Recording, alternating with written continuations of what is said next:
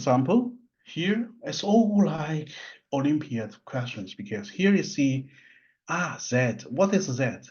Z stands for integer numbers.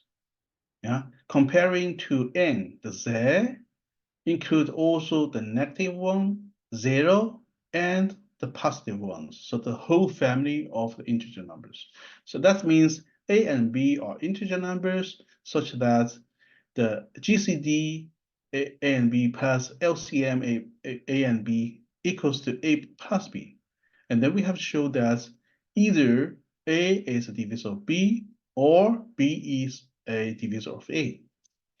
In this case, we just let the D is the common divisor of the GCD of A and B, okay?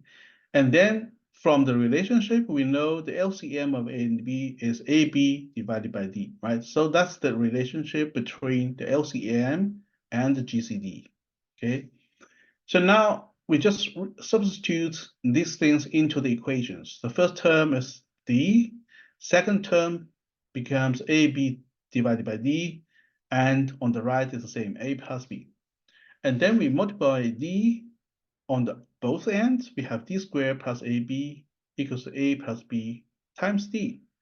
Move the right part to the left and do kind of factorization of the expression. We have D minus A times D minus B equal to 0. That's very interesting here because we have let's say two numbers. The product of two numbers is 0. What could be the solution? Two integer numbers, their product is 0, meaning that either the first part is 0 or the second part is 0. We don't have the third case, right? We have only two cases. Case 1 is the first bracket is 0. Case 2, second bracket is 0. So if the first bracket is 0, meaning D equals A. So we just know that D is the GCD of A and B. So meaning that A is divisible, no, B is divisible by A, or A is a factor of B.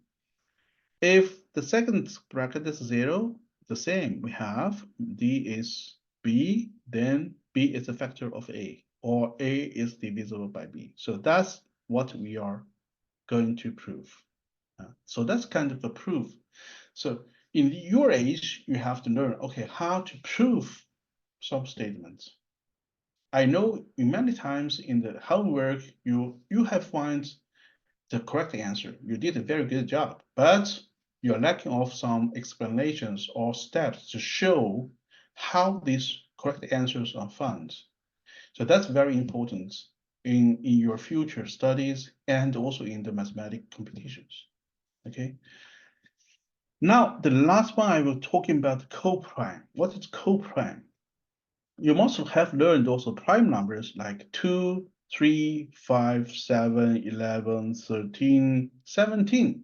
Those numbers have only one and itself as factors. They don't have other factors other than one or itself. And we have another concept we call coprime. Coprime. So what is coprime? Coprime is that the greatest common divisor of A and B is 1. So that doesn't mean A and B must be prime numbers. They can be composite numbers. So we have like 3 cases. One is, of course, if A and B are both prime numbers. There's no doubt, of course, the GCD of A and B are also 1 because they don't share any common divisors, right? Like 3 and 11. No doubt, but it's not a necessary condition. Think about 3 and 8. 3 is a prime. 8 is a composite number. 8 has let's say 2 to the third power, right? But 8 has only a divisor of 2. 8 has no divisor of 3. So that's why the great common divisor of the 3 and 8 is still 1. So that's why we call 3 and 8 are coprime. 8 itself is not a prime number, but 8 and 3 are coprime. And in the third case, the both A and B can be composite numbers. A and B can be composite numbers. like 8 and 9, because 9 is also square of 3, 8 is the third power of 2. Both of them are constant numbers, but they do not share any common divisors, so they are co-prime. So in this case, you see the 8 and 9, the A has a 3, 2, and the 9 has 2, 3, but of course, the intersection of these two sets is phi. What does phi stand for? And in mathematics, phi stands for an empty set. Empty set is a set without any elements. So it's an empty set. It's also a set. Just like a 0 is also an integer number. The empty set, phi, is also set, but phi has no element in it. Okay?